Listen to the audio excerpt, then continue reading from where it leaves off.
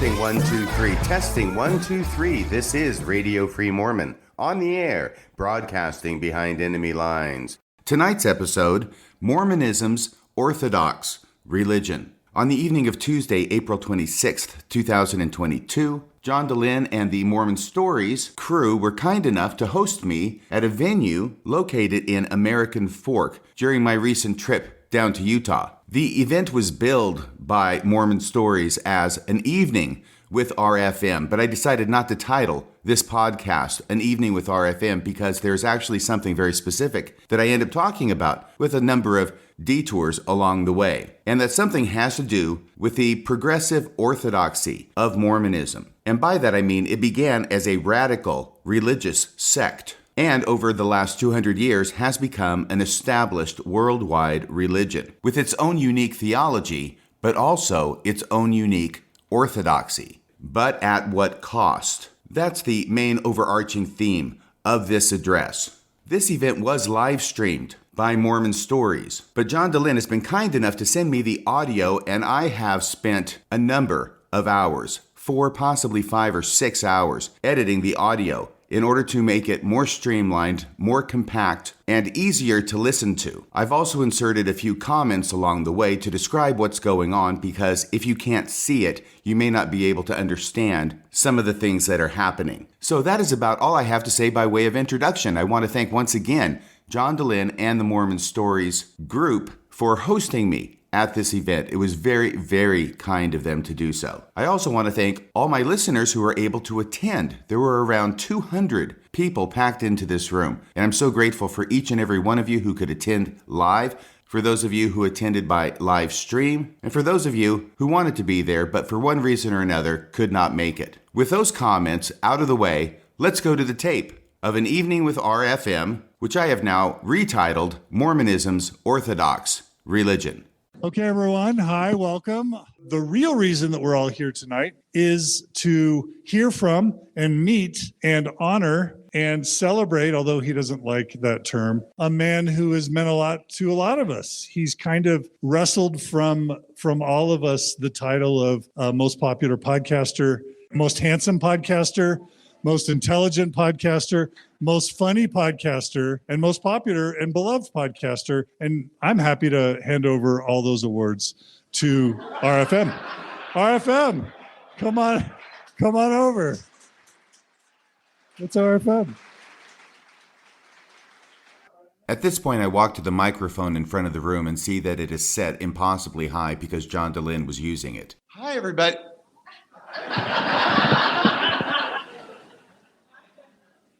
And most practical joker podcast. There we go. Thank you very much. Whoa. No, I'm standing, actually. This is standing. This is sitting. I'm standing. That's something about John DeLynn. He thinks everybody's sitting. I apologize for being a little bit late tonight. I had told John earlier, I thought I was speaking with my tongue in cheek, but I said, if I'm not there at 7, start without me. And I guess he did, so. But I'm glad everybody is here. Thank you so much for coming. Did everybody actually mean to be here?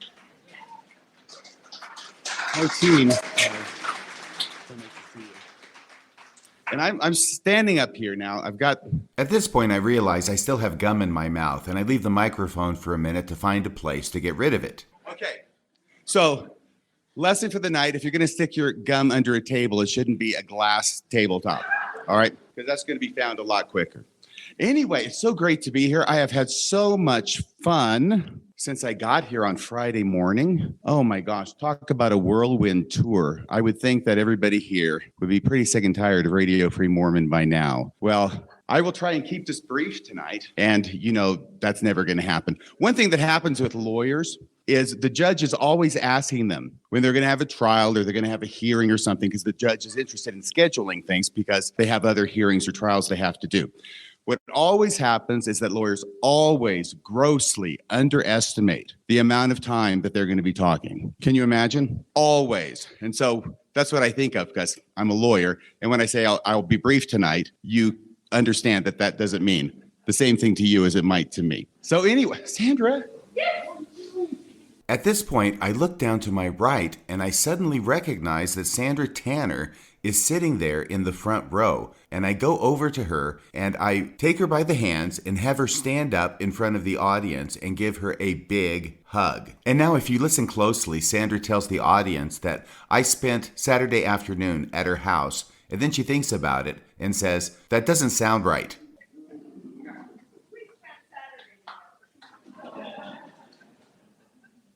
She is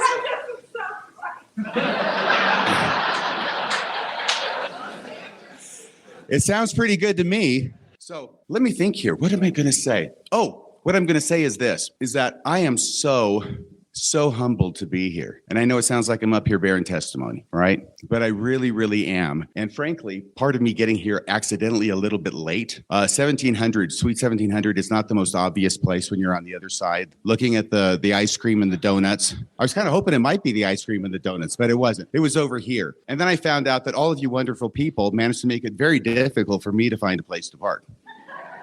So I'm across the street and up the road, and hopefully I'm in a parking zone, but we'll find out when I get out of here. There has been a slight emergency of sorts. It's not life-threatening, at least not yet, which is going to require me to leave by 9 o'clock.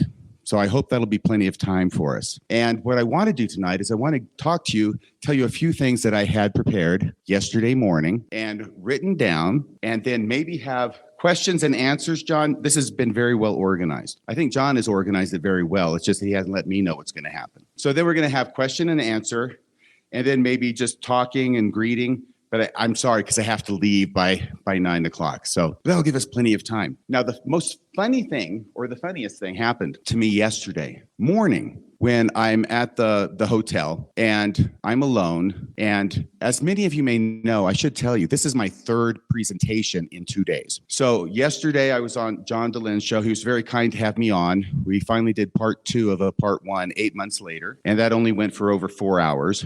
And that made me late to another event. But that was my fault because I wouldn't shut up. And you can't see John because he's over there. He flicks the screen right. So he gets to choose when he's showing on the screen. And when I'm showing on the screen, and for some reason, he always puts me on when I'm picking my nose or something. But he's over there and he's going, and I'm going, because I had a few things that I wanted to say about John DeLyn. And did anybody see that, by the way?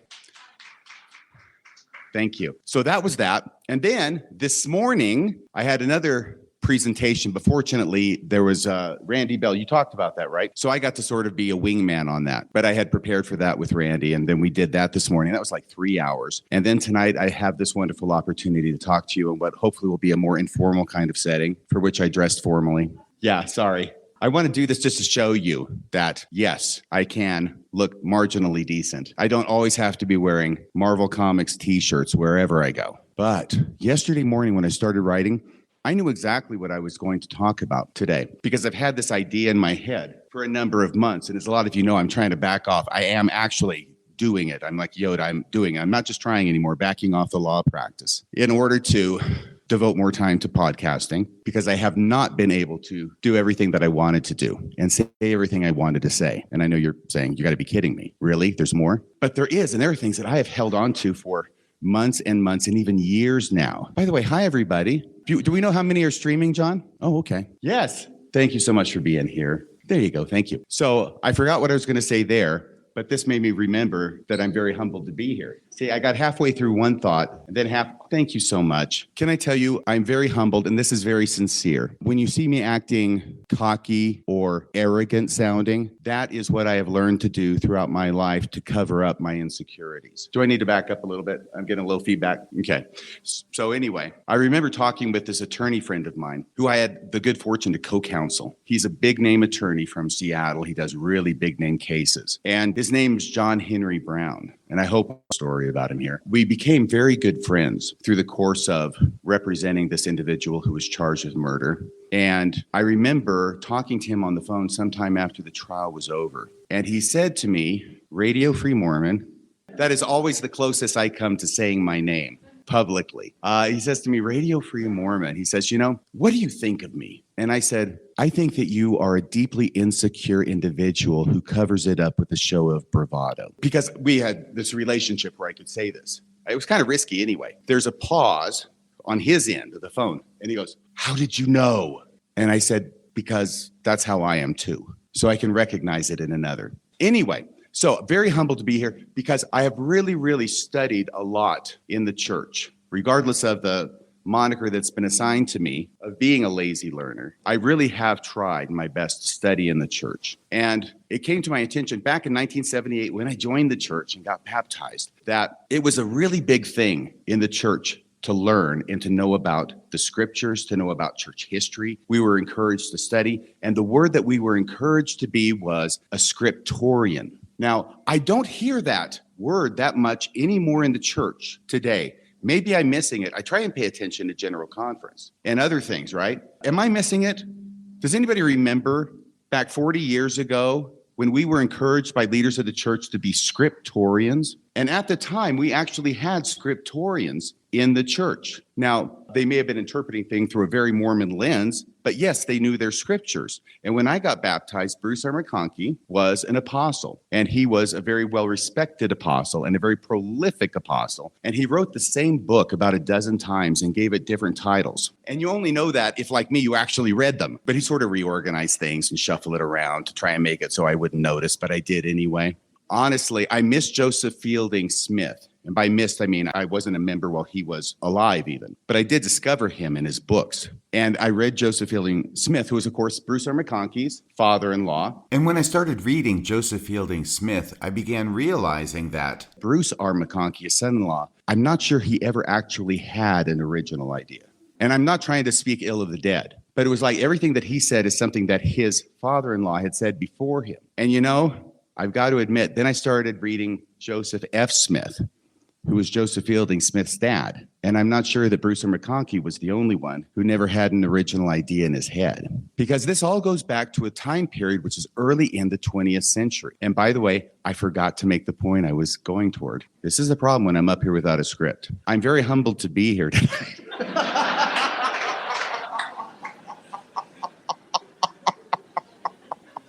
But the reason why is because scriptorian, and the church told me that I needed to be a scriptorian, and I actually took it seriously. I really did. And I started reading the scriptures. Well, I started reading books about the scriptures first, because the scriptures are like Shakespeare for me. I need to know what they say before I read them, so I can understand what they're saying. But when you're in the LDS church, or probably any other religion too, if you read what somebody else says the scriptures say, then it's already imposing a certain interpretation on those scriptures. And that's what I'm going to read from them and understand them. But the first book I read was a wonderful book that I'm not even sure they sell anymore. It's called A Marvelous Work and a Wonder. They don't.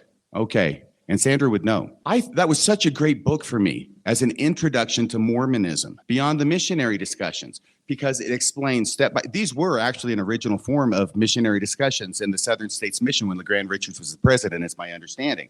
But it got put in a book, and it explained all these different scriptures and how they meant Mormonism is true, right? Scriptures from the New Testament, scriptures from the Old Testament. And so this was very, very helpful to me as I read. But then it introduced me into the scriptures, and I started reading that along with Cleon Skousen. And, you know, I didn't know anything about Cleon Skousen's political writings or anything at first. I mean, I'm way up in Western Washington. I'm not in the heart of Utah at all. So I don't know anything about these people except their names that appear on books. And I read his 1,000-year series, the first 2,000 years, and then the third 1,000 years, and then the 4,000 years. The first book covers 2,000 years because there's really not that much to talk about. So that gets its own book, and it's even actually shorter than any of the other books. But this really helped me to understand the Old Testament. So anyway, all I'm trying to say is I studied and I studied and I studied, and I spent 40 years studying to become the scriptorian I was told that I should be by leaders of the church, only to find out at the end that they didn't really mean it. And that was extremely disappointing. And it's a gradual realization that comes upon me. And one of the things that happened was that I found that as I studied, I began to learn things about the church, which I found exciting and interesting, but that nobody else wanted to hear. And so when I would be asked to teach a priesthood lesson, and I didn't want to go with the manual because we've heard that 100 times before. I mean, I don't want to fall asleep while I'm actually teaching a class because I'm standing up and that could be dangerous for me. So I'm trying to introduce interesting ideas, not controversial necessarily, but interesting ideas. And I could not tell you the number of times when after a class I would have someone like the Elders Quorum president come to me for a special meeting, a little informal meeting, and saying, Radio Free Mormon, You need to follow the manual. Okay, got it. What I did was I ended up marginalizing myself within a system of the LDS Church. And I came to realize one of the best lines, who here has seen The Night Stalker with Darren McGavin? Okay, I hope so. It's a wonderful movie and it holds up well over time. It was 1972. I actually watched it on ABC Movie of the Week when I was 12. It's about the vampire in Las Vegas and the reporter named Carl Kolchak who's tracking him down and trying to find out the truth, while the city and even his editor are trying to suppress the story because they're scared it will cause a massive panic. It holds up well, but there's this one point in the middle, this has nothing to do with the plot, where Darren McGavin, the character Carl Kolchak, says, "I've become extinct in my own lifetime." I didn't understand at all what he was talking about when I was 12, but through my experience in the church, I know exactly what he's talking about because I had the same experience. I became extinct in my own lifetime. And I made myself extinct by doing what the leaders told me I should do. So it was very confusing to me. And this is the long way around to get to the idea that it's very humbling and almost tearfully so to me to have been a member of a church who has been marginalized and shut down and told to not talk about things, and then to finally find that there is an audience who's actually interested in hearing what I have to say. So I want to thank you so much for that. Thank you for being here.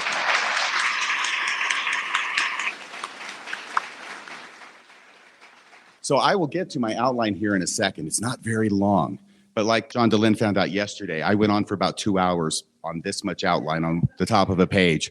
That was really, really funny, wasn't it, John? Oh yeah, it was funny. So what I want to talk about, this story. I've got like 3 lines out there right now that I haven't gotten to the end of any of them. But what happened yesterday morning when I sat down to write out my notes, I knew what I was going to write about because I've had this idea going on for years. You remember, like half an hour ago, I mentioned that? And I had this very strange experience, which is I know what I'm going to write down, and I just need to write the notes down so I have something to hold on to. Every Dumbo needs his feather.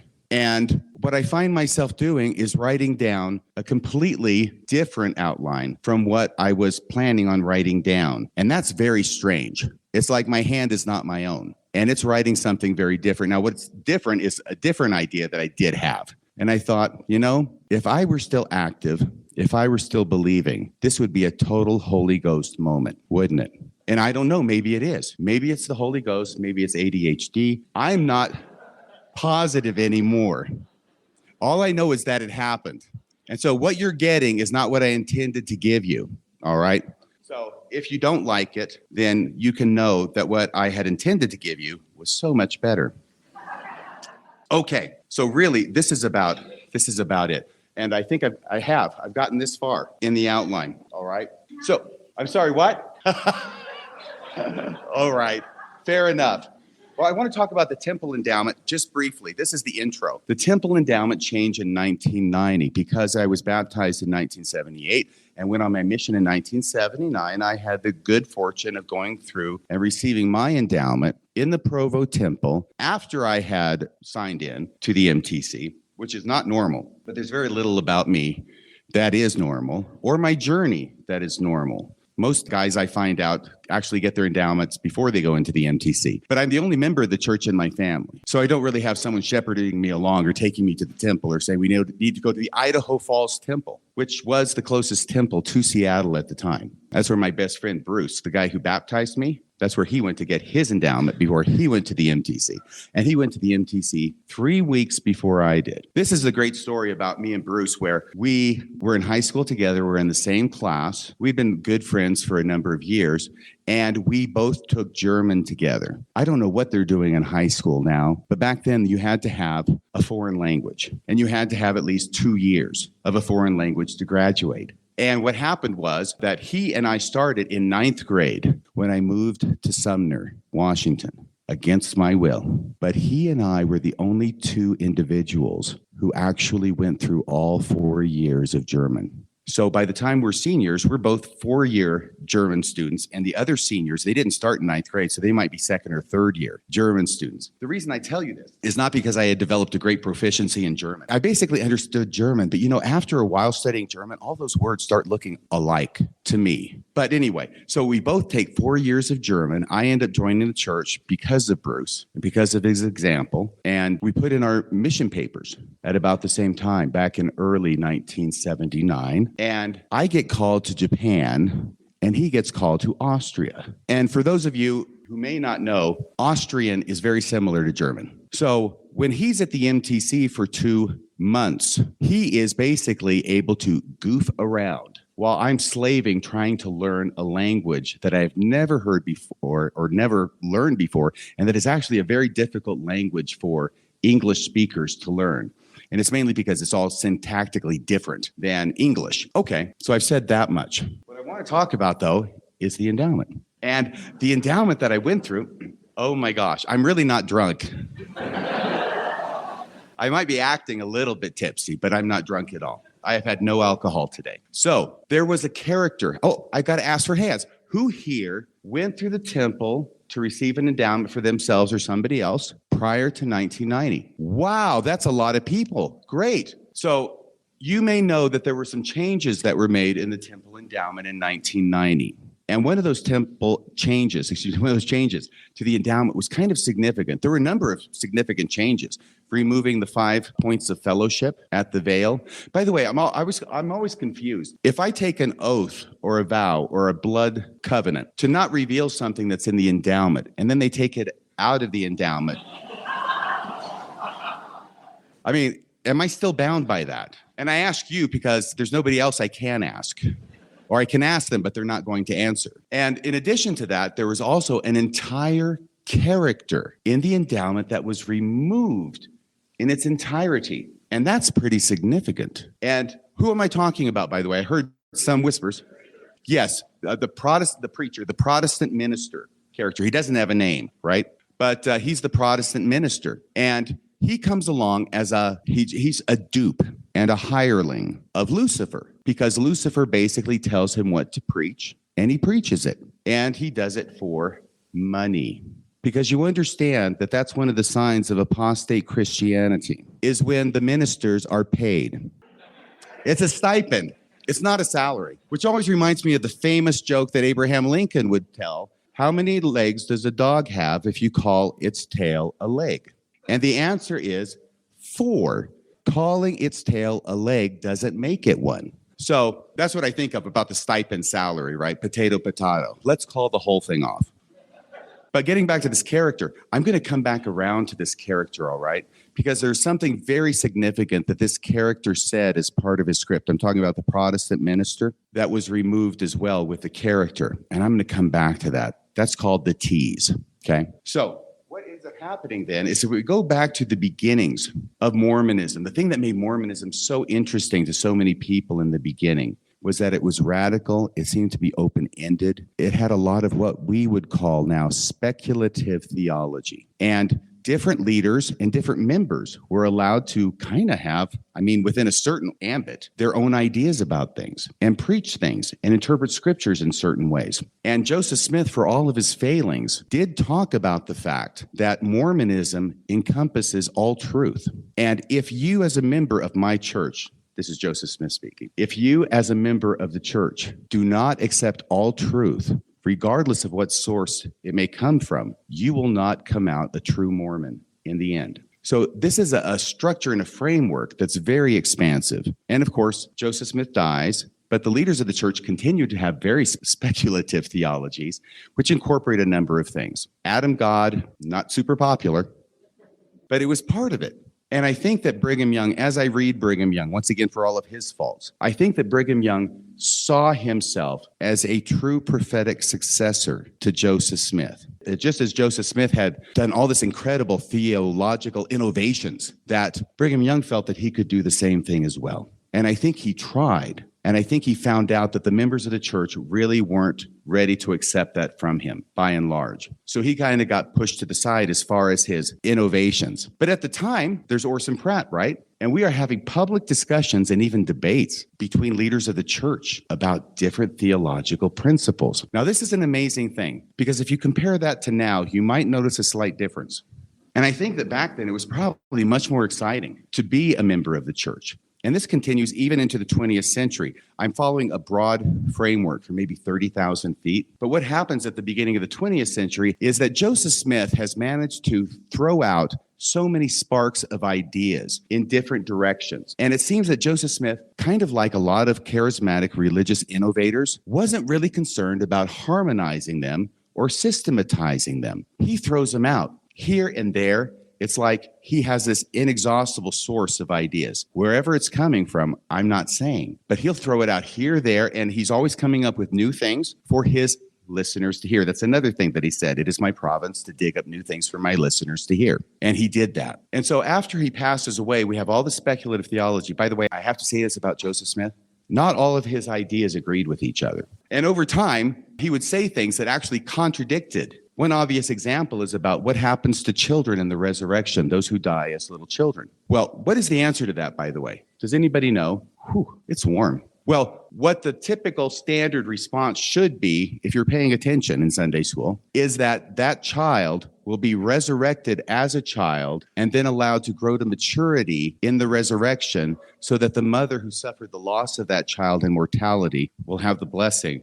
My emotions are so close to the surface. I'm so sorry. They have been for like a couple months. But we'll have the blessing of raising that child to maturity. That's what the church decided it was going to focus on. And that is why when people find out that in the original notations of the four scribes who took down to the best of their ability what Joseph Smith said in 1844 in the King Follett Discourse, it becomes a real surprise to them to find out that Joseph Smith said something very different there. And what he said was, of course, that they're resurrected as infants and they stay infants forever. They never grow up physically. And that's why he said that the universe, or he didn't say galaxy, the universe is filled with infants on thrones who are, they act as gods. They're on thrones. They're gods. And it's kind of like that Star Trek episode. Remember with that it wasn't Ronnie Howard, it was his brother, Clint Howard. Remember that? Anyway, Tranya. That was the drink there's some people laughing that they get it. There's like 5 of you. Thank you very much for being here tonight. But yeah, they're just these little dinky kids, but they've got the scepter, they got the throne, and that's the way they're going to be forever. But they have all the power. They're not going to grow up to maturity is what I'm talking about. And I know that the people who did a certain podcast and named it after that expression from the King Follett Discourse had a lot of people saying, what the hell does that mean? Why would you have a podcast called Infants on Thrones? Well, that's why. And it's even harder to find out that Joseph Smith said that because Joseph Fielding Smith, when he compiled the teachings of Joseph Smith in the 1930s, Joseph Fielding Smith was the church historian at the time. I think he was also an apostle by then. He was somewhat selective in how he edited what Joseph Smith said. So you do have the King Follett Discourse toward the end of the teachings of the prophet Joseph Smith, but there's one thing at least that you're never going to find in that, and that has to do with infants on thrones. Because what happened is that by the beginning of the 20th century, I'll go back to the 20,000, 30,000 foot view. We did a podcast, Bill Reel and I, about, what was it? Oh, he wanted to look at something from a really general perspective. I think it had to do with, I can't remember where I was yesterday. But the idea was he was going to take a high view of something instead of getting down in the weeds, which we frequently do. And he wanted to call it something. And I said, hey, let's call it this: Nightmare at 20,000 feet. Who gets that? Thank you. There's someone on the wing. Something. Anyway, that's my attempt at William Shatner, because he was in it. Yeah. And it's a Twilight Zone episode. It's famous. I mean, it was one of the 3 that they recreated for the movie The Twilight Zone. I almost said 4 because there's 4 stories in it, but actually there's one of them that was never, who cares? Okay. And we won't even talk about the horrible accident that happened with the helicopter and, Vic Morrow and the 2 kids. Okay. But he wants to do this 20,000 foot thing, and then he says, it's 30,000 because apparently now planes actually fly higher at cruising altitude. So he goes with 30,000. Anyway, now where was I going with that? Can anybody help me? Oh, infants on thrones, 30,000 foot. Thank you. Oh my gosh. Where are you when I'm podcasting? That's what I want to know. That's another thing that's so humbling. Honestly, I'm sitting in my underground bunker. And by the way, that's not completely made up because it is at least partially underground. I wouldn't say the whole thing's underground, but literally part of it's underground. It's set into an embankment. So at least I'm not lying. He's doing this 30,000 foot thing, and I'm trying to do it now. And what happens is it's very speculative up to the end of the 19th century. And this is where you have all the wonderful things about people talking about Jesus being married. And he's not just married, he's really married. I mean, you can't find a woman named in the New Testament that he's not married to, except maybe his mother, and I'm not even sure about that. So there's all this speculative stuff that's in the Journal of Discourses that for some reason the church with its resources doesn't have bandwidth enough to have it on the official LDS Church website. It's really surprising the things they don't have on the website. By the way, could somebody put their finger in that page where I'm leaving to go on this tangent? Thank you. I'll try and do it, but I won't. I'll forget. The things they don't have, because they could have everything basically in the world on their website if they wanted to. When it comes to general conference talks, for some reason, they've decided we don't want to go all the way back to the 19th century. We're going to stop at 1971. And that's as far back as you can go on the church website to find general conference talks. And when that happens, by the way, as a defense attorney, I read so many pages of police reports in my 32 years being an attorney. I have no idea how many, but I'm going to guess it's probably a lot. And one of the senses that I have developed, just because of reading thousands of pages, you will develop certain senses, is that not only seeing what is said, but also seeing what is not said. And usually, if something is not said,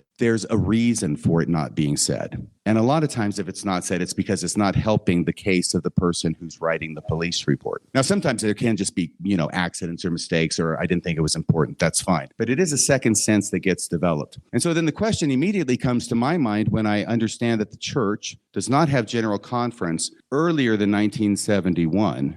The question that comes to my mind is, what is it that is in those general conference talks that makes it so you don't want to have them available on your website? I don't know the specific answer to that, but I'm guessing that it might have something to do with three words: Ezra Taft Benson.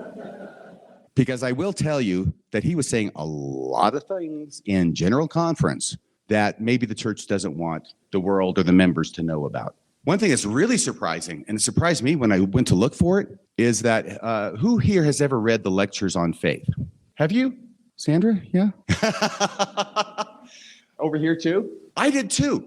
When I got back from my mission, it was a little green book. It was Gerald Lund or somebody who put this together and had some notes in it or something. But I had to buy a special paperback to read the Lectures on Faith. And when I learned the history of the Lectures on Faith, it was quite strange because those were actually originally in the 1835 Doctrine and Covenants. And in fact, the Lectures on Faith were published before the revelations that had been received up to that point. And the Lectures on Faith were the doctrine in the Doctrine and Covenants. That's why it's called Doctrine and Covenants, because the lectures are the doctrine. It's the systematic attempt to talk about, faith. That's why they're called the Lectures on Faith, right? So that's the doctrine in the Doctrine and Covenants. They call it Doctrine and Covenants. And then in 1921, I think it is, and I'm looking over here to Sandra for the nod, they do a new edition of the Doctrine and Covenants. And by that point, they have a problem with the Lectures on Faith. And it's been a problem for a while. By the way, that's another thing. Whenever a large organization, including the church, finally gets around to correcting something, you know it's been a problem for at least 20 to 30 years before them. They're not known for turning on a dime. So what happened, of course, was everything's fine in the Lectures on Faith, except for Lecture 5. And the problem with Lecture 5 is, of course, that it has a very different version of the Godhead than in section 130 or 31. Anyway, the one that we all learn, right? It's the true nature of God. There's three beings. I think you could probably quote it with me. The Father has a body of flesh and bones, as tangible as man's. The Son also. The Holy Ghost is a personage of spirit, right? Otherwise, you couldn't dwell with us. But that's 1842 or 3, Ramsey, Illinois. That's toward the end of Joseph Smith's life. Lectures on Faith are given in 1834 or so, School of the Prophets, published in 1835 for the first time. And in Lecture 5, it talks about the Godhead. And all of a sudden, it's very different. There are not three members in the Godhead. There are only two in 1835 in the Lectures on Faith. At this point in the presentation, there was unfortunately a loss of about a minute and a half of audio. But in order to understand the comment that I make when the audio picks up again, you have to visualize the fact that I'm standing in front of this group of about 200 people behind a microphone. And it's live streaming as well. So there's a small camera immediately in front of me, but down low, maybe about 3 feet off the ground. And John DeLynn has gone to check that camera to make sure the live stream is still recording. And in order to check it, because it's so low to the ground, he has to get down on one knee in front of me in order to check the camera to make sure the live stream is still going. That is what is happening in the room, and that is what the audience can see. And that is why I make the following comment when the audio picks up. Play the tape. Do not worship me. I'm a man like unto yourself, John DeLynn. A little Book of Revelation humor there. So 1835, we have this, and I'm going to synopsize this again. There's only two beings in the Godhead. The Son has a body of flesh and bone. The Father is a personage of spirit. There's no Holy Ghost as a separate personage. 7 years later, 8 years later, now it's changed. And that becomes part of the Doctrine and Covenants. And that's the one that we all understand, is that the Father has a body of flesh and bones. The Son also, the Holy Ghost is a personage of spirit. And that creates a conflict. And so what happens is in 1921, without a vote from the membership, by the way, the leaders of the church decide that they are going to remove the entire lectures on faith from the Doctrine and Covenants. And that's what they do. And so since that time, the lectures on faith have not been in the Doctrine and Covenants, but we still call it the Doctrine and Covenants. Really, we should just be calling it the Covenants because the doctrine is gone. Now, I told you that to tell you this. That's pretty significant. That's an important part of church history. And in spite of the fact that you almost can't go to any general conference and hear everybody speak and not hear somebody quote or reference from the lectures on faith. Not lecture 5, oh no, but other things that are very familiar. A faith that does not require of its members a sacrifice of all things is not sufficient to bring them salvation. Who here has heard that? That's from the lectures on faith. There's a couple of other things that are very familiar to Latter-day Saints that are from the lectures on faith, but not lecture 5. So what I'm leading to is this. If you go to the church website and try and find the lectures on faith, you're going to be looking for a long time because it's not there. And I don't think it's because they don't have the ability to have it there if they wanted. So those are gone. But what happens then, going back, anybody remember where I put my finger? Yes? Thank you so much. Thank you.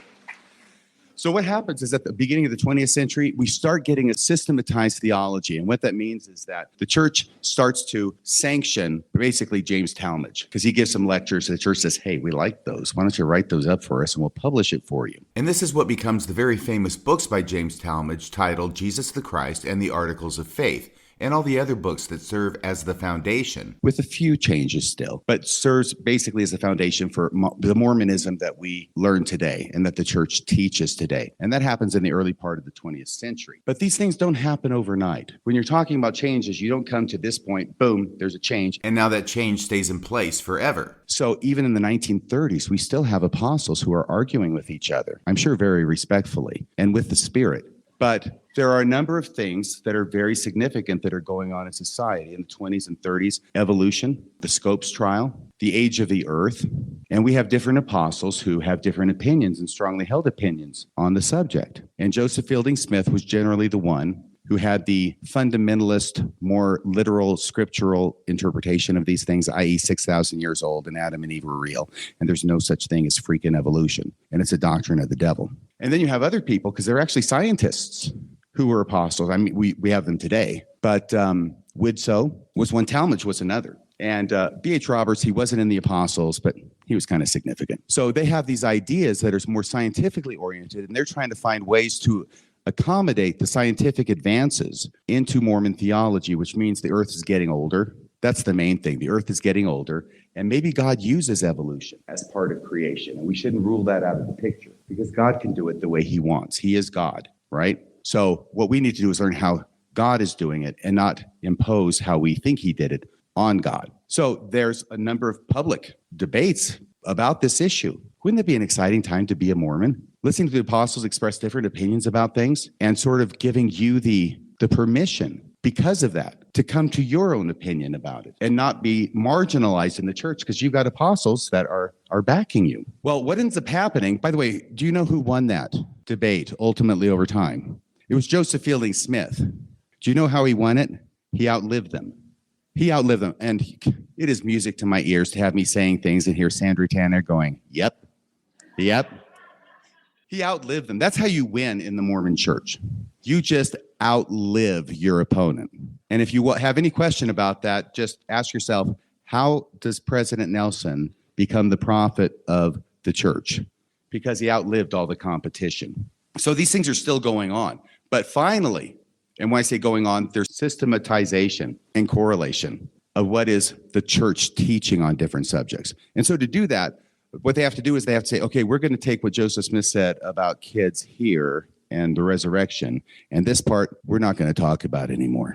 So we have to pick and choose when we're dealing with a person like Joseph Smith, what it is we're going to teach and what it is we're going to ignore, because you can't incorporate it all and have it all be one eternal round, true circumscribed into one great whole. That's not going to work. We have to give God a little help here. So what happens then is about 1960 or so, the priesthood correlation committee, was it the super priesthood correlation committee, or is that just sort of something someone else called it, was created. And the idea behind this was to really systematize things and to make sure that the church is teaching only one thing to the members. Gone are the days when we're going to have different opinions about things. And Harold B. Lee was the person who was in charge of this correlation committee. I'm just going off memory by now. Keep me honest. And I think that originally the idea was, well, we've got all these different magazines in the church. We've got magazine for Relief Society. We've got magazine for the primary. We've got magazine for everybody. Let's cut out some of those magazines. We don't need to have all those magazines. Let's bring them together. Harold B. Lee, you're in charge. Well, Harold B. Lee was the kind of guy who not only does what he's told to do, but he will go further and he will enlarge his power under the auspices of doing what it was he was told to do. So what he does is he creates this correlation committee, which now is going to systematize everything and make sure that everybody in the church is taught the correct thing. And I think he came up with like 70, it might have been 72 subjects in Mormonism, whether it's apostasy or restoration or tithing or restoration or tithing. Oh, tithing, we hear about this so often, I wonder why. But the idea was that every member of the church would hear about each one of these subjects at least 3 times when they were growing up in the church, so that it would be cemented upon their mind the correct doctrine. That was the idea. Something else funny that happened is that President David O. McKay, who gave him the assignment in the first place and was the president of the church for like 20 years from the 50s and the 60s, those 2 decades, basically. I read the book, David O. McKay and the Rise of Modern Mormonism. How many people have read that? So there's a few people. He was very much loved by the people, and I think he was a wonderful character. But what really came across to me is that he was a very weak leader. He wasn't strong in terms of keeping people in line, which is why Bruce R. McConkie got away with the whole Mormon doctrine thing, which is its own fiasco. I'm bringing that up to say that I think he was not very strong with Harold B. Lee. So Harold B. Lee was given the license by the weakness, nature abhors a vacuum, to do a lot more with this priesthood correlation committee. And I think it was David O. McKay who said to him at one point, well, if we have a priesthood correlation committee that is designed to decide and determine what the correct doctrine is of the church, what are the apostles for? And I don't know that he ever got a satisfactory answer to that, but that's part of being weak. And it's part of being the fact that he lived until he was like, 300. That's part of the weakness. We have a system that promotes people generally to be the president and the leader of the church at the weakest time of their lives. And then we have all these other people who are younger, who are jockeying for position to do what it is that they want to do. And that happens over and over again. So I got to ask you this question now. How many people have watched General Conference at any time or any part of General Conference ever? How many people are aware that when the people who are giving the speeches, the talks, we call them talks in church, we're talking the talk. They may not walk the walk, but they sure talk the talk. That those are run through the correlation committee, right? Correlation committee has to vet to make sure that they're correct. Has anybody here ever wondered, who the hell are these guys? And why do apostles' talks have to be vetted? And have we not created a form of shadow government in the LDS church, who are by and large nameless and faceless, who are actually over the apostles? That was the concern that David O. McKay had, but he was, I think, too weak and feeble to do anything about it. But that's what's happened. It's really an interesting situation that we have. And sometimes they do a pretty good job, and sometimes they are so asleep at the switch. Okay, another tangent. I haven't gotten to this part of the podcast. On RFM, I've done the morning session, Saturday morning session review. There is this massive conflict and contradiction in General Conference. And I don't know that I've heard anybody mention it. Maybe somebody has, and I'm just not aware of it. But it's between Elder Holland in the Saturday afternoon session and Elder Renland in the Saturday evening session, what we like to call the women's session. And it's the women's session because we've got a man speaking. And he's speaking about women, and he's not only speaking about women, he's speaking about The woman. or the women, Heavenly Mother, right? And he's there to tell all the other women how they need to view their mother in heaven. Anything wrong with that picture? Apparently, Elder Renlund doesn't see anything wrong with that picture. But mainly, he's there to say, we don't know shit about Heavenly Mother. And if he would just come out and say that, I would have some respect for him. Because he takes 20 minutes to say that. Of course, glass houses. So anyway, but really, have you ever noticed that we've got prophets, seers, and revelators who make a regular practice of telling us we don't know shit? And the idea is, I thought the idea in the job description and what I was taught by the missionaries and what I taught for 2 years to people in Japan with the missionary discussions is that we have prophets, seers, and revelators on the earth today. And it's so wonderful because they can go to God if there's a question and ask God, and God will give them the answer, and then they'll give it to the people, us. And we are the beneficiaries of the prophets and seers and revelators. And that's how it works. Am I the only one who ever heard that? I'm going to bet you it's still taught today. And we've got that on one side, which is the theory of the church. And the theory of the church is wonderful. This church has a theory that is great. And I really, really like it. And I joined the church because of it. And I gave up 2 years of my life in Japan because of it. And I basically gave up my freaking life because of it. There's still a little bit left here at the end. I'm trying to make the best of things. But when it comes down to it, and then you start seeing what the reality is, well, we've got all these questions, but we don't know the answer, and we're not going to know the answer. And if we don't know the answer, you sure as hell don't know the answer. So just don't pray to Heavenly Mother. Leave her alone. She'll come home, wagging her tail behind her. No, you can't pray to Heavenly Mother. And why is that? Why can't you pray to Heavenly Mother? Because we as prophets, it does. And if it takes away from Heavenly Father, then it takes away from the leaders of the church who seem to be pretty much guys. Yeah, they're guys. But honestly, it's ridiculous. This is part of the problem, is thinking.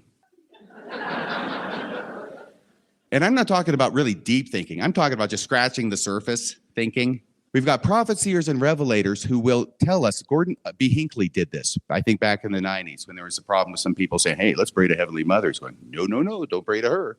And I think Elder Renlund sort of echoed that same sentiment in the last general conference in the women's session.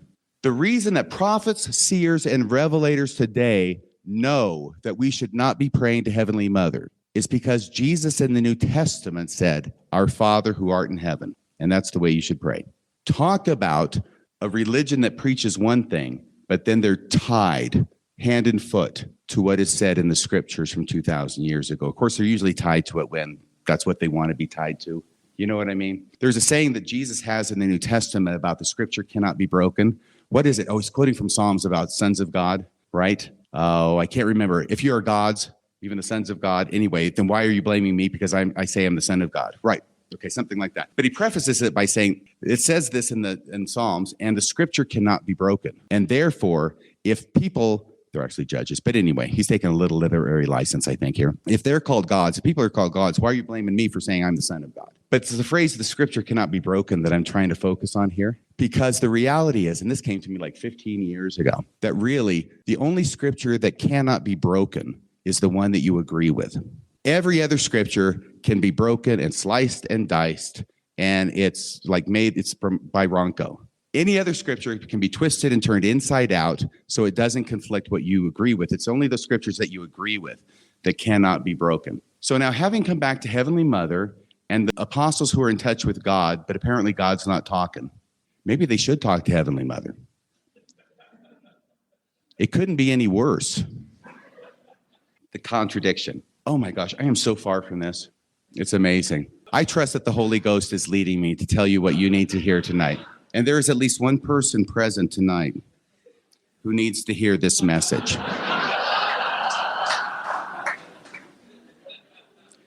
And you know who you are. Have you ever heard that in church? How many people have ever heard that in church? Who said? You said it, yes. Well, I have too now. But have you ever thought, that's so inspiring, but then you think about it, not deep, just, that deep. How would anybody know if that's true? In order to know if that's true, you would actually have to stand outside the meeting hall as everybody's funneling out and ask each of them individually, one by one, was that for you? And you would have to ask everybody who was there and get a no answer before you knew that that was just a pile of crap. So these are the kinds of things that are said that are very difficult to falsify. And those are the best kinds of things to say in a spiritual context, right? You can't falsify them. Back to the contradiction. Does anybody even care about this contradiction at this point? Okay, so what Elder Renlund said got a lot of play and a lot of publicity because it was more controversial than what Elder Holland said. Believe it or not, this is like a first in general conference. I think Elder Holland's getting tired of taking the heat and says, hey, Elder Renlund, why don't you take this one? So Elder Renlund says, I got it. I'll take a bullet for you. So he gets up there, and what he says is, we don't know anything about Heavenly Mother, but it doesn't mean that we're not apostles, because it would be arrogant for us to be asking God about this. Now, he says demanding, right? But it's asking.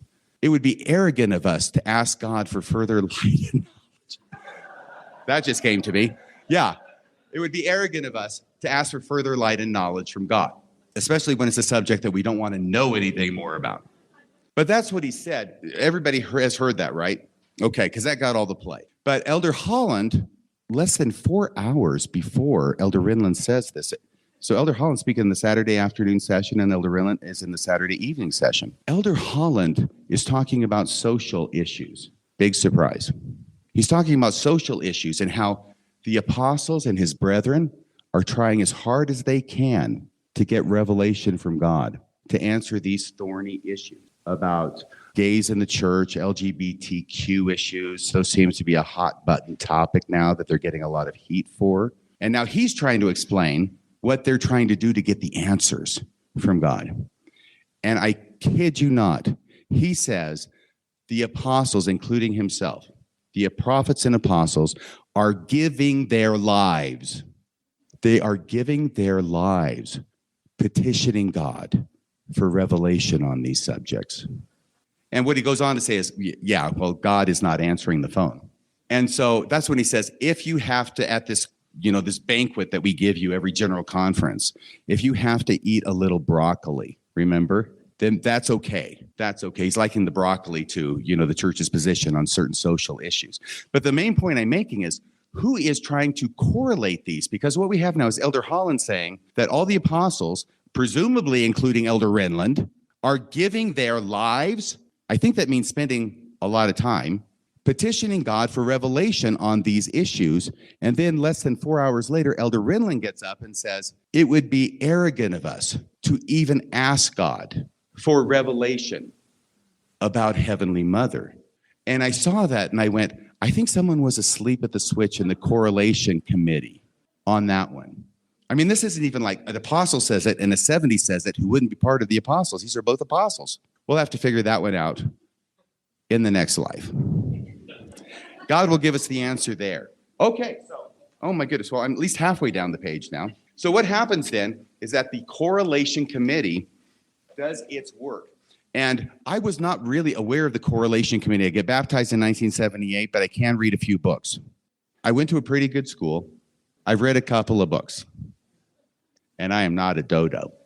At least I don't think I am. So I can read about it, and I find out that this correlation committee was heralded as being basically, it's like the sign of the time. And once we get this through and done and in place, then Jesus can come again. Because that's the thing that's the most important to Jesus, is that we all teach the same thing through the correlation committee. In fact, there are actually references that you can find, I don't know if they're on the church website, of conference talks where it was said that the correlation committee is what the city of Enoch had. It's true. You know it.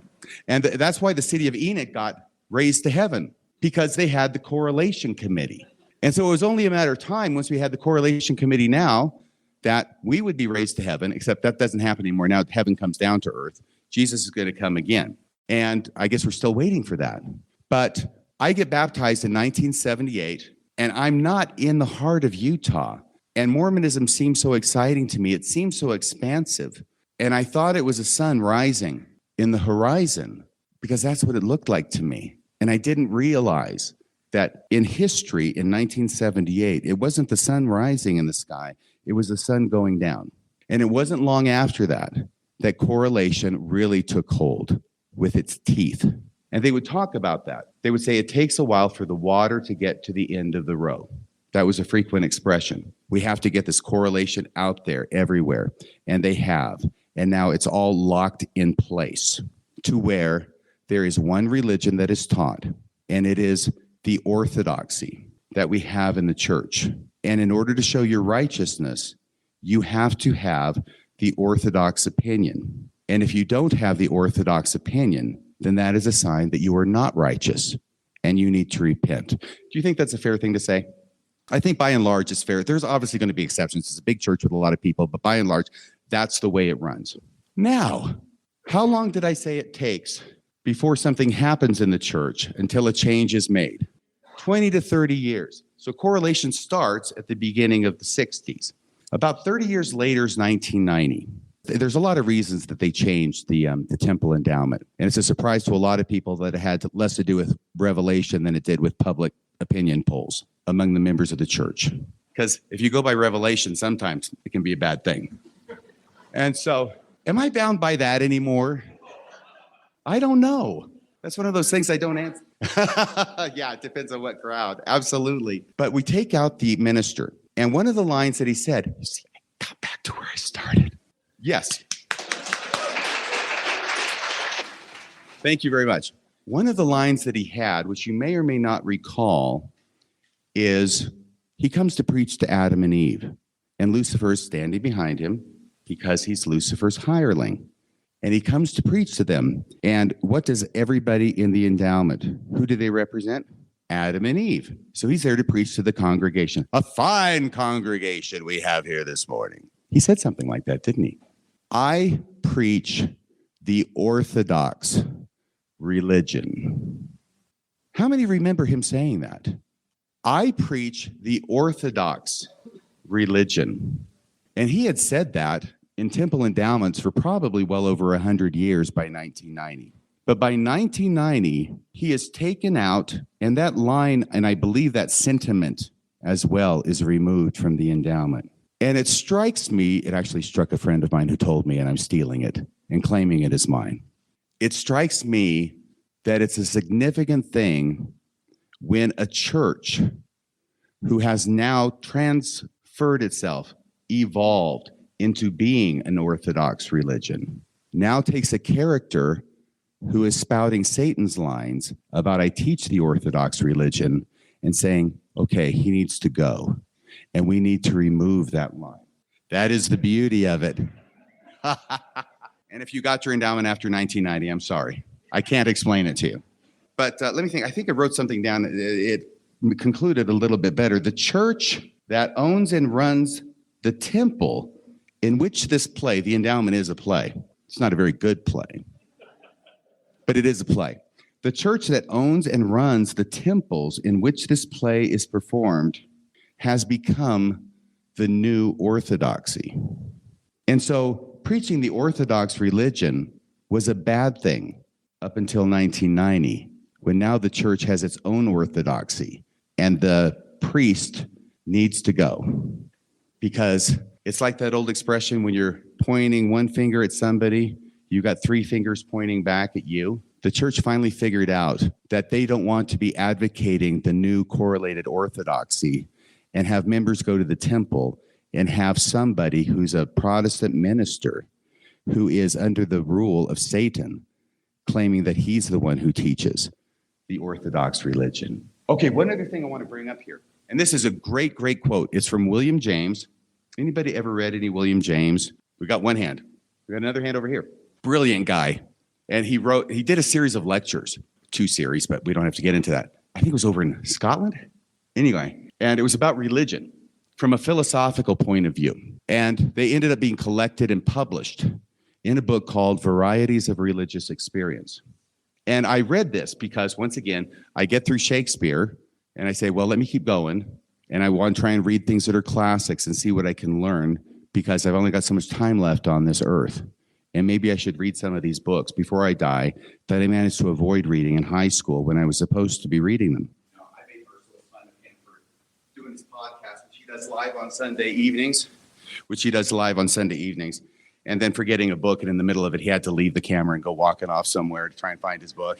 I actually called him live on that show, and he picked it up. His phone was on.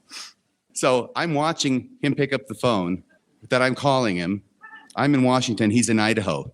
And I said, okay, Carrie, you're doing a great job tonight, but if you leave that camera one more time, I am personally going to come to Idaho and kill you.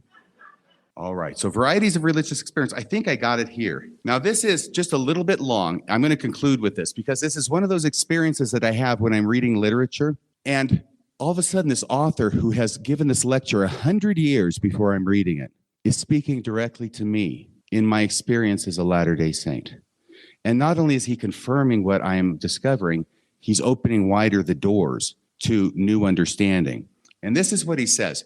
Because what happened with the LDS Church in this trajectory that I've described is not phenomenal. It's not unusual. It's what always happens. I had no idea. But then he's talking about it, and in such wonderful language. Here we go. A survey of history. Let me make sure this is the right thing. Yeah, okay. I hate to get to the end of the page and find out I'm reading the wrong thing. A survey of history shows us that, as a rule, religious geniuses, like Joseph Smith, religious geniuses attract disciples and produce groups of sympathizers, people who kind of agree with them. When these groups get strong enough to organize themselves, they become ecclesiastical institutions with corporate ambitions of their own. He's not talking about Mormonism specifically. He's talking about religion in general. It just sounds a lot like Mormonism. So initially, you've got this religious genius out here, this voice in the wilderness, right? If he's successful or she is successful, there are women. To attract some disciples, then they can start growing. The vast majority of these people don't even get off the ground, and we never hear about them because they don't make history. When these groups get strong enough to organize themselves, they become ecclesiastical institutions with corporate ambitions of their own. The spirit of politics and the lust of dogmatic rule are then apt to enter and to contaminate the originally innocent thing. Is he talking to me? I remember reading this. This is 10 or 15 years ago. I'm reading this and I'm going, my gosh, he is talking to me and he's talking about my religion. And then he goes on to say this: a genuine firsthand religious experience like this is bound to be a heterodoxy to its witnesses. By the way, heterodoxy is the $5 word for heresy. There's orthodoxy and heterodoxy. So orthodoxy, we usually say heresy, but he says heterodoxy. So a genuine firsthand religious experience like this is bound to be a heterodoxy or a heresy to its witnesses. The prophet, he uses that word, the prophet appearing as a mere lonely madman. If his doctrine proved contagious enough to spread to any others, it becomes a definite and labeled heresy. Does that sound like Mormonism's early days and how other people viewed it? But if it then still prove contagious enough to triumph over persecution, it becomes itself an orthodoxy. And when a religion has become an orthodoxy, its day of inwardness is over. The spring is dry. The faithful live at second hand exclusively and stone the prophets in their turn. The new church, in spite of whatever human goodness it may foster, can be henceforth counted on as a staunch ally in every attempt to stifle the spontaneous religious spirit and to stop all later bubblings of the fountain, from which in purer days it drew its own supply of inspiration. If you're like shocked by this, you're experiencing the same feeling I was when I read this. And then finally, these are just 3 excerpts that I am impressed enough by to take the time to write it down by hand.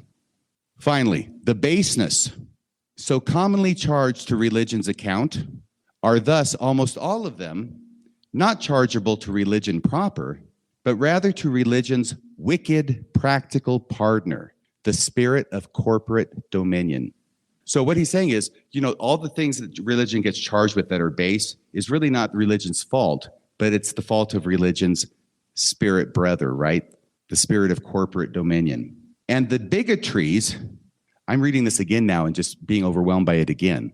And the bigotries are most of them in their turn chargeable to religion's wicked intellectual partner, the spirit of dogmatic dominion.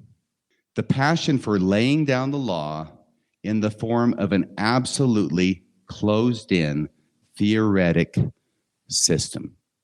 And so here we have this brilliant individual from 100 years ago telling us exactly what happens with religions and why it is that Mormonism has the bigotries that it has. And not that we should be surprised at it, because this is the way things always go, regardless of what religion it is. So what I want to close with is a separate quote from Walden by Thoreau, of course, Henry David Thoreau. How many people have heard a leader in church say that only true happiness can be found in the church, and that if you leave the church, you will not be truly happy? In fact, if you do that half gainer off the side of the boat, there's sharks there waiting for a snack. But in its nicest form, you will not be happy outside the church. You must be in the church to have true happiness. I just wanted to tell you what I read from Thoreau, which shocked me when I read it 10 plus years ago. And I'll close with this, because Thoreau talks about that there's only one kind of person, he says, being in the world who's truly happy. And strangely, he doesn't say they're all in the Mormon church. No, this is just one line. There are none happy in the world but beings who enjoy freely a vast horizon.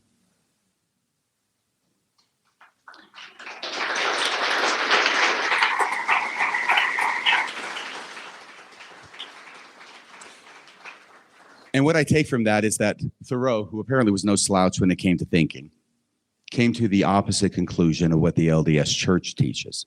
They say the only place to be happy is where you're constricted and told what to think. And he says, no, the only place that you can be truly happy is in a situation where you enjoy freely a vast horizon. Thank you very much. I already got the applause, so you don't have to applaud again, but if you want to.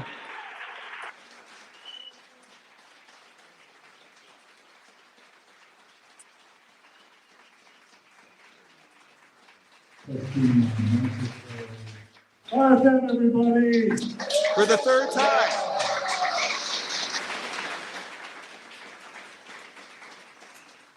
When I found out that RFM was coming, I remember the debate, which he mentions in my interview with him. I just remembered that we did a whole Thrive event with like 1,500 people signing up, and people were way more excited to go to his debate with Kwaku and Cardin than they were to come to Thrive. And Thrive was a great event. So I just knew that there was going to be a big demand for people to meet him. So one of the things I wanted to do was give you a chance to meet RFM because he's a great human. The other thing, though, is sometimes, I podcasted in Logan for many, many years and didn't have a lot of people to talk to, didn't have a lot of friends, and it was really lonely. And I can tell you, without even talking to RFM, that it gets lonely for him sometimes. And so sometimes it's hard to really get how much people can appreciate the work you do. And so I wanted to give him a chance to know how much love and appreciation we have for him. And having you all, 200 of you, probably 220, 230, all sign up to pay to meet him is just a real dream come true. So I want to personally, Jen and I and Gerardo and the Open Storage Foundation want to thank all of you for showing up for RFM. It means a lot to us. But you're not only showing up physically, what we told RFM is minus some administrative costs, we wanted to be able to make this worth his time and his while financially.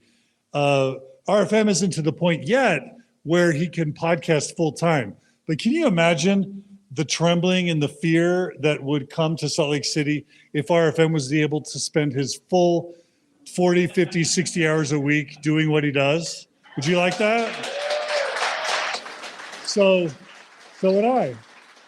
So the only real thing standing behind that now is us stepping up to help. So we have a check for $2,000 that comes from all of you, and we're going to give that to RFM today.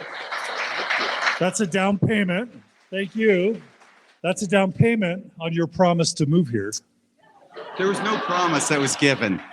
There was a tentative suggestion that I might be able to. Yeah, and so I hope to. Yeah, so that's the one thing I also wanted to say.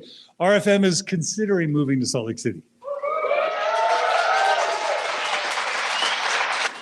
And so one thing that we would be happy to do in the Open Stories Foundation is make our studio available for free so that RFM could, if you wanted to, broadcast. Why are you guys laughing? Yeah, and by the way, we're in full support of Bill Reel, so this is in no way trying to usurp the good relationship Bill and RFM have. But we will do whatever we can to help RFM be successful if he does decide to make that jump. So, Thank you. Yeah, you guys wanted to make the jump? Thank you so much. By the way, this was all a closely held secret until I think yesterday when I mentioned the possibility to John. And so now it's no longer a secret. Yeah. But thank you. I appreciate you. You're a wonderful guy. What? What's that? Yeah, don't tell anyone. Yeah. So here's the lesson from tonight. If you want something to be kept a secret. Okay, so anyway, RFM, thank you so much. Thanks for all you do. We all want you to come here and to be able to do this full time. So Jen and I and Gerardo and all of us will all do our part to make it happen. True? True. Okay. Thank you. Thank you, Mr. Galletti. I appreciate you very much. You're a wonderful guy. Thank you. Love you, brother. Okay, we have time for a few questions. RFM needs to leave at 9. What time is it? It is 8:35. So Jen, do you have 25 minutes. And you know what I would like to do? I would like to make it, I know it's going to be a little bit noisy, but if you want to start getting some cookies before they're all gone, now would be a good time to head over there. Is that okay? Jen, do you want to just make Yeah. Just take cookies and water with you. I don't want to take home 200 cookies with me. So super good. make sure you get them. Yeah. I have the peanut butter and chocolate one. It's amazing. Sugar Fix made them for you guys, and they're amazing. And you paid for them, so you may as well take them. There's water there. So you can stand up now and grab some water and some cookies. We'll do 10, 15 minutes of questions. And then those of you who want selfies with RFM can get it before he has to go. Who's got a question? All right here. Thank you. And RFM, if you can repeat the question for the people. Good idea. My question is, your friend and fellow podcaster, Bill Reel. Yeah. He's talked about the... That is a really good question and one that I wish you had not asked. Next question. No, I'm going to answer it, okay? Oh, the question was, if I could just truncate the part about Bill Reel. And I brought up Bruce, my best friend in high school, who introduced me to church and baptized me into the church. And how does he feel about me right now? We don't talk about it. We don't talk frequently. He lives in New York. He'll come out on business. He's retired now. Some people get to do that. Some people who haven't been divorced twice, usually. But anyway, what he does is he makes a point of not talking about it. He knows something about me. He knows something's up. I don't know how much. But I do know that when I used to blog at Rational Face, which were some controversial blogs, I did make a practice of sending them to him and some other people who were friends. So he knows that something's rotten in the state of Denmark.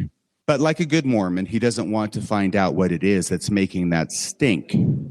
So most recently, he was out and I was having lunch with him. And this was at the time when all we knew about the church was that they had $36 million invested in the stock market. That was the big news then, remember? And everyone's going, what the heck? We didn't know they had $150 billion in a bank account or an investment account. That would be found out later. And even 36 million seemed kind of high. Was it billion or million at the time? Do you remember? I can't remember.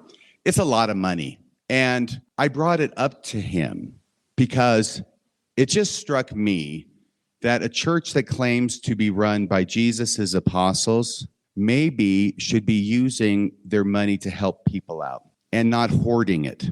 And it only became worse when we found out how much more there really was. and how desperately they had tried to keep the members from finding out. Because as one of the managers of the account said in a too candid moment, we're concerned that if members find out how much we have, that maybe they won't think they need to pay tithing anymore. That's a shocker.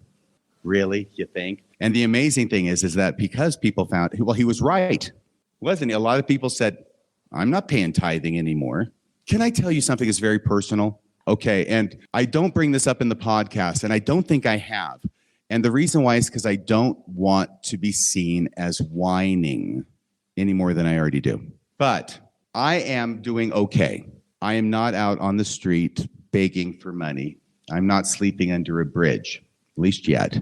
So that's the part of me that doesn't want to say this. But when the reality came home to me after finding out how much money the church had, I have lived with the reality in my life that I am pretty much basically never going to be able to retire. I have no real estate. You know, birds have nests and foxes have holes, but Radio Free Mormon hath nowhere to lay his head. I got an apartment. It's cool. So it occurred to me, I've lived with this idea that I'm not going to be able to retire because I don't have enough to retire. And then it occurred to me that if I had taken the money that I had paid faithfully to the LDS Church for the entire course of my career, and I'm not saying I would have done it, but if I had taken that money and put it into an investment account, I would have been able to retire 7 years ago. I would be able to retire already. And then it struck me, in order for me, I'm trying to think if I'm remembering how this occurred to me. Basically, I have made it so that I cannot retire. I cannot be, is it independently wealthy? Is that the correct term for when you can live off the interest from what you have? Thank you, that's really what it is. Independently wealthy is much more than that, isn't it? Financially independent, retiring, you could retire. In order for me to give that up, the church has made it so that I can't, so that the church can be financially independent. And when I thought that, it really struck me that this is really not good. That I have made it so that the church can be financially independent. And in order to do so, I've made it so that I can't be. And then it occurs to me that really, and I don't want to be too hard on the church. I try and be as fair as I possibly can and as charitable. I don't think there's any evil intent going on there. It's just sort of the way things happen. But I'm very disposable to the church. And frankly, we all are. We are all completely disposable to the church. And what they end up doing is using us up. And if we don't toe their line, spitting us out. And this came to me a couple of years ago it's one of those revelatory moments. And I was thinking about what Jesus said in the New Testament about the Sabbath. And what he said was, you can help me out with this. He raises the hypothetical question, is the Sabbath made for man, or is man made for the Sabbath? And he's doing it in response to the Pharisees. I think Jesus set these things up. And he and his apostles are going through the wheat fields on the Sabbath, and they're taking the wheat off and eating, right? And they're doing it to survive, but they're also breaking the Sabbath.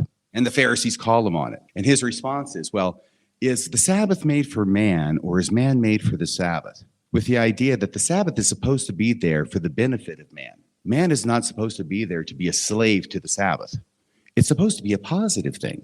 And yet you've turned it and made it something negative. You've taken freedom and made it into chains under the idea of righteousness. And I don't know why I was thinking of this, but who knows where revelation comes.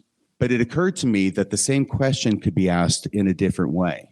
Is the church made for the Mormon, or is the Mormon made for the church? And when it came into my mind that way, the answer seemed as obvious to that question as it was when Jesus asked the question about the Sabbath. Because the church is not made for the Mormon. The Mormons are made for the church. And you will be used by the church, completely used by the church, until such time as you are no longer of use to the church. And then you're gone. I remember back in 2005, I think it was, they were having some kind of a meeting. Gordon B. Hinckley was the president, I believe. And I think it was a solemn assembly associated with the dedication of the new, was it 2002? It was probably 2002, whatever it was. The Nauvoo Temple was completed, and they're having a solemn assembly. And this is a big deal because, I've never been to a solemn assembly before, and I didn't go to this, but it was broadcast. And strangely enough, the solemn assembly looked a lot like General Conference. But I remember he had called, there were two elderly gentlemen who were up there. They're in some position in the church. And they had just been released, and now they're being called to something else. It's not an apostleship. It's some kind of, thing that the church needed them to do. And I remember Gordon B. Hinckley saying this, and it was a fun line, and everybody chuckled, and I chuckled too. He said, these two gentlemen, because they've given their life in service for the church, but they're not done yet. We have worn them out on one side, and now we're going to turn them over and wear them out on the other side. And everybody chuckled because, yeah, that's clever. Except now I'm looking at it and saying, that really is what the church does. And if anybody has any doubt about this, if you can retire, by the way, if you can retire, and if you're still married, so I disqualify on at least those two counts, as well as others, you are really encouraged to go serve a mission. Who? You are? What the hell are you doing here? Returning and reporting, I hope. But really, my goodness, at an age when most people are retiring, enjoying the fruits of their hard-earned labors for their entire life, which usually includes children and grandchildren, no, the time is not for your grandchildren. You need to go and serve a mission for the Lord. And not just one, but basically as many as you can do. And so this is just one of the ways that when I'm a faithful Mormon, I look at that and think that's what I wanted to do that. When I was married to my first wife, I had visions, I'll be a mission president. And if not, I'll serve a mission with my wife. But now when you start looking at it from a distance, I go, wow, you really do get used up by the church. They really do wear you out on one side and then turn you over and wear you out on the other. And I am living proof that if you step out of line, they have no trouble getting rid of you. I shouldn't say that because I'm not technically excommunicated yet. But anyway, that's what I think. And the other thing about the church, you're going to raise your hand. You mean there's more than one question? I'm sorry.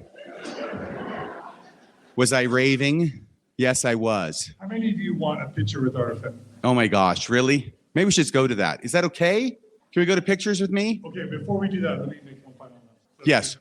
Can we give RFM a final round of applause? Thank you. We love you, RFM. Thank you so much for coming. Thanks for all of you who support Mormon Stories Podcast and the Open Stories Foundation. You also helped to make this night possible. Thanks for your support. Stay in touch. Have a good night, everybody. That's about all for tonight. Until next time, this is Radio Free Mormon, signing off the air.